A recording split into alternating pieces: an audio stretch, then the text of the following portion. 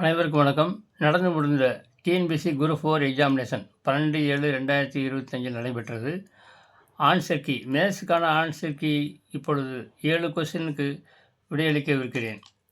நீங்கள் எப்படி எழுதியிருக்கிறீர்கள் என்பதை பார்த்து இதிலிருந்து நீங்கள் எத்தனை மார்க் வரும் என்பதை கணித்து கொள்ள முடியும்.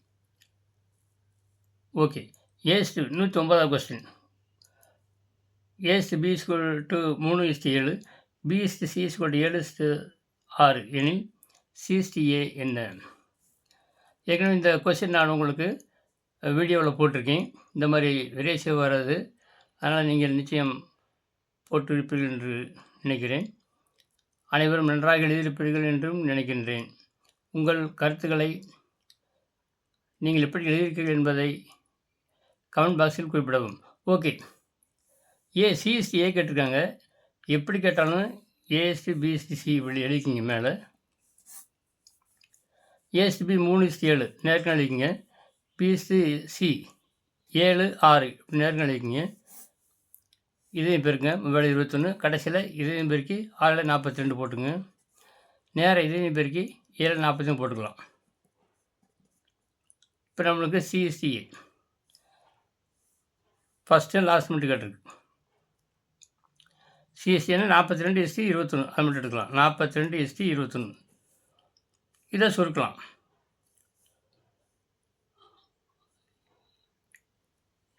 எத்தனை நடக்கும்? 3 கூட கேன்சல் பண்ணிக்கலாம். சரி, 7 கேன்சல் பண்ணிக்கலாம். /7 6 42 3 21. அடுத்து 1 3 2 6 2:1 2:1 தான் இதற்கான விடை. ஆப்ஷன் டி இதுதான் கரெக்ட் ஆன்சர். ஓகே, அடுத்து 110வது வினா.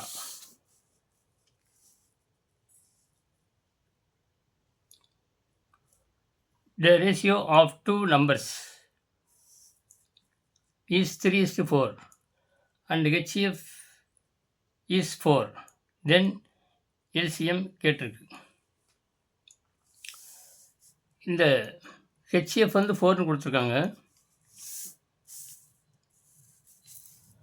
3 4 LCM முன்னாங்க 12.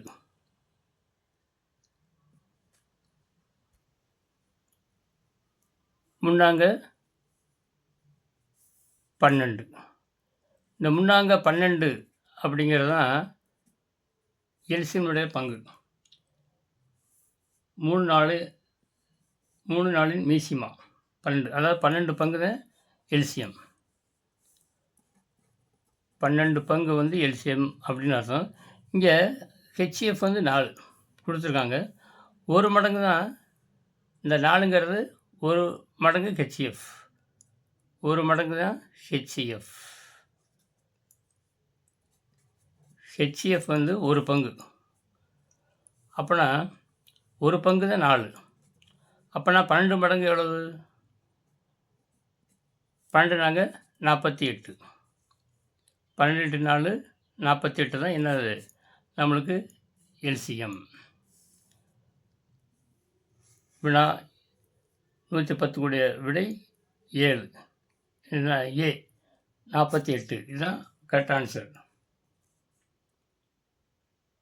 அடுத்து